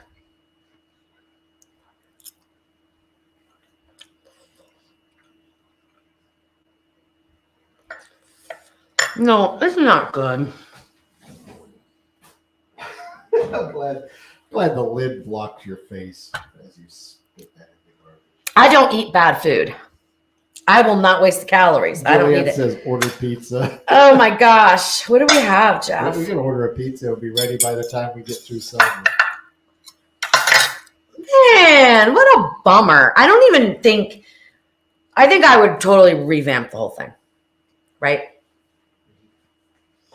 Well, this I think is a first. I would say valiant attempt at picking your spices before you're given protein and vegetables. Yeah, but I should have been able to execute this better. I didn't play it safe. I played it very risky and I really lost big time. I mean, I could have baked the chicken. I could have baked the chicken with the risotto. There are so many things I could have done differently. But this one, my friends, is a complete and utter trash can failure. And I don't think We don't have too many of those. I don't think I've ever done that I've never done that on a Tasty Tuesday. We've had one where we were both like, oh, that's horrible, but I don't think you threw it away on camera. Bonnie, I would, but you know what? My one dog, Gus, has a liver condition. He can't have protein, so he can't have the chicken. And then trying to find, give him a banana slice. He knows what the other dogs are getting. He's So too smart. I'm just not going to do that. We do sometimes. Like sometimes I'll get the fat off of a ribeye and just make sure he has the fat only and they get the meat because it smells the same, looks the same. So anyway. Oh yeah, Wendy, sometimes there's just nothing I can do. I could fix the risotto, but it's not worth it. I mean, I could fix that. It is totally a garbage can dinner. So I just totally screwed up. This is why you never make something for the first time when you're having an important dinner. Never. Not even from a recipe. And I'll give you an example. My friend Amber followed a recipe. I think you guys know. Oops. What are you doing? Oops. Oops. I accidentally started the video. We should play that. We could play it. We'll play the video at the end. Okay. So anyway, my friend Amber took a recipe offline, right? And for a carrot cake, and she made it for Easter. And she's like, this carrot cake looks weird. It smells weird. I don't think it's going to be any good. And I said, Amber, let me see the recipe. She sent me the recipe. I was like, oh my God, no, that's not going to work out. Ew, it was gross, weird ingredients. She said it was horrible, but her husband loved it, but she said it was horrible. So never do that. Don't ever do that. When you're going to make something for a special occasion, give it a go beforehand so you know it's good. And don't wing it like this with all these things that I screwed up. Don't do what I did, friends. Okay, that's all I have to say. Don't do what I do. All right, you guys want to watch the chicken video? Right, Then we'll come on and say goodbye. I wasn't going to play it, but I think you guys know if you that hear I've been working this on long. a chicken coop, or my husband has, and a greenhouse, and that is the chicken coop right behind us. And today is move day. So we're going to move the chickens from their little coop over to the big coop. All right, so this is the fence that Jeff put up. So it looks great. It connects between the coop and my greenhouse. It looks beautiful. I absolutely love it. And then, of course, it's really well secured.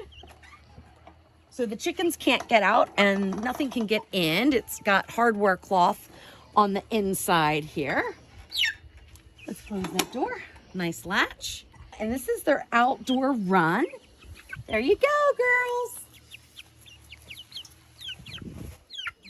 Here comes Jeff with 2 more little chicks. And these are 2 more of the Rhode Island Reds. They always run to this corner. I mean, I know their water's there, but it's like the bare corner where the grass isn't growing, and they always run there. All right, so Jeff has Big Bertha or Big Bert. We don't know yet. This one like looks so much like a rooster and so different from all the other ones.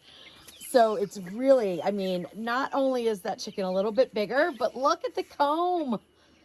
Oh my goodness. So we might have a rooster, but Bert or Bertha is a sweet chicken, whether it's a rooster or a hen. We'll find out. There they all go. The egg boxes are on the outside here, so when I go to collect the eggs, I just have to lift this up, and we have a nice little thing here that'll just lift in there. And we have them blocked off now, which you'll see better inside, and that's because our chickens are not of laying age, and you don't want them to get used to actually sleeping in the boxes. So we will leave these covered up for a little bit until we move our big girl, who is laying, over here and integrate them. They've been on a process. It's a long process to integrate 2 different flocks, and we only have 1 chicken left from our original flock, and we've started to integrate them, and they did okay yesterday, but we want to get the small chickens moved over, and then we'll bring her over, and then we'll have supervised playtime for a while. And then my rules. So I don't know who's going to be at the top of the pecking order, but I have a feeling it's going to be Amelia, our older girl. And when you step into the coop, it's pretty fundamental, right? There's not too much to it. There's a couple of roosting bars here. There's a roosting bar over there. And then that's where the egg boxes are. So they'll go in and lay their eggs there. We do have electricity in here, so we can put a heater, but it is a really nice temperature in here. It's insulated, and it's really felt good, whether it's been hot or cold outside. So I've been real happy with that. And then this is the pulley system for the door, which is pretty basic. So you close them off that way and open it back up. Now we may put in an automatic door, but for now that's good enough. And that's it. That's the chicken coop. And now for a little tour of the greenhouse, which isn't much right now at all, but I am very hopeful that soon we'll have lots of flourishing plants. And then of course I will plant some outside. So I've got a couple things going on right now. I totally killed my spearmint because I forgot to water it, but mint is a weed basically, and so it is regrowing, so I'm really excited about that. And then I'm terrible at labeling things, thinking I'm gonna know what they are, so I think it's a tomato plant. It might be a cherry tomato. We'll find out when it starts to bear fruit. Obviously rosemary. I won't go through all these. Most of these are tomato plants. And then I've got some pepper plants over here and some cilantro that needs to be repotted. And I grew all of this, except for the cilantro, I grew all of it from seed, starting indoors. So I'm pretty happy with the success rate. This is a Roma tomato plants, actually 3 of them. They are really doing well. And my basil, this actually was not from seed. I did buy this, and then these are from seed. So they're just starting to come up. And this is something rogue. I do not think it is basil, and I don't know what it is. Well, it smells like basil, so maybe it is. It's just the beginning of a basil plant, and then some more tomato plants. But the most exciting thing, and what Jeff did for me, is put up a mister over here. The greenhouse gets super hot, and although we did buy some shade cloth, we haven't put that up yet, which I'm glad about because the temperature really dropped. But this mister, I can turn on remotely from an app on my phone. So periodically throughout the day, I can actually cool the greenhouse down even if I'm not at home. That is pretty cool. So I'm really excited about that. Okay, so I'm gonna water manually. And we'll just do it for what? What is the least amount you can do? Add this, drag it down to 1 minute. Okay, you're going to get wet. So now it's going to start to, we have to open anything? No, apparently not. Okay, whoa, I'm getting wet. I'm getting really wet. So some of the things that we're doing back here, and we still have a lot to do, but we did put up a swing. I don't know if they're going to use it or not. We'll probably get another one too. That one's pretty rocky, but they do like to play on things and jump on things. So we have a roost over there for them and then a swing. And then we have these grazing boxes. And so the idea is, these were old doors to a old chicken coop that we had. The grass will grow up through them and they can still eat the tops of the grass, but they won't be able to get to the roots. And that just helps because eventually all of this will be totally barren of grass. So we'll keep certain places that are still growing some grass and then we'll rotate those through and hopefully at least always have some bit of grass. Then over there we have a little perch, it's just a plastic shelving unit that I'm hoping that the lighter girls, which are the smaller girls, will be able to jump up on the very top to get away from our big girl Amelia, our grown-up bird, because they say it's good for them to be able to get away from the other bird. But there's 8 of them, 1 of her, so we have our fingers crossed that it'll be an easy integration. It's starting to get dusk and I'm real excited because they're coming over to the ramp already.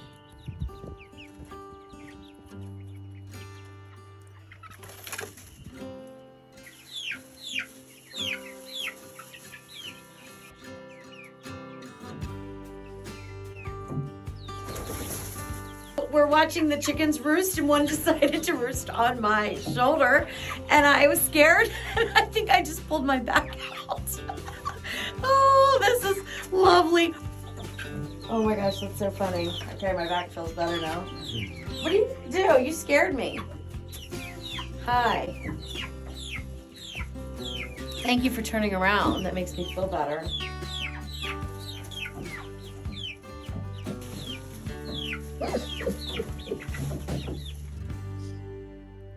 So funny.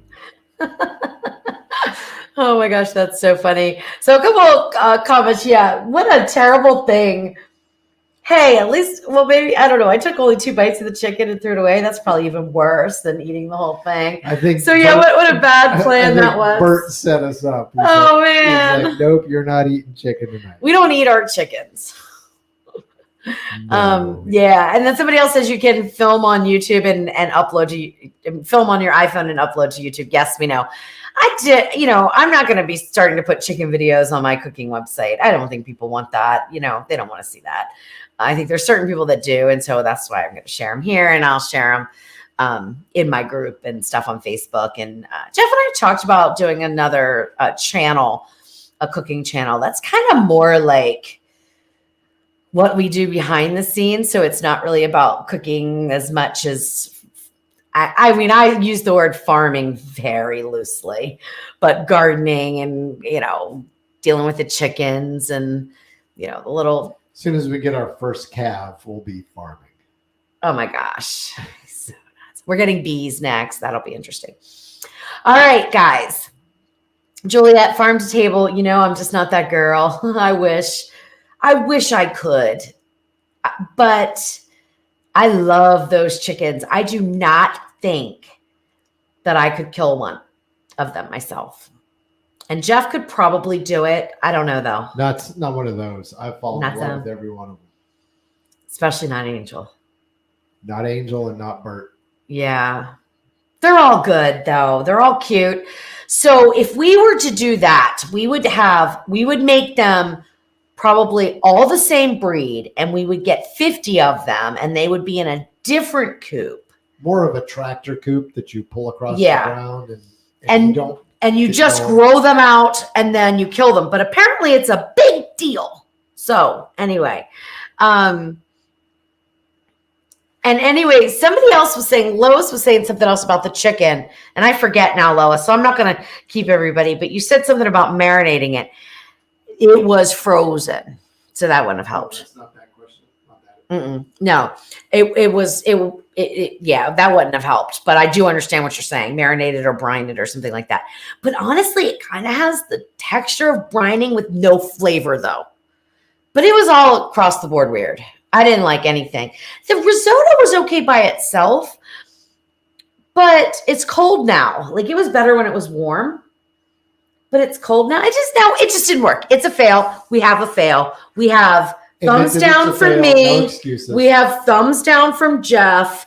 That means total fail. First time ever that it's been a total fail across the board for Taste Tuesday. But I still had fun. I hope you guys did too. And I love you so very much. We will be back. I'll be back next Tuesday for our Q&A where you guys can really question me about all the things I messed up here tonight. And we can really get into that. And you can poke some fun at me because it's all good. It's all fun. All right. Until next time. See you later.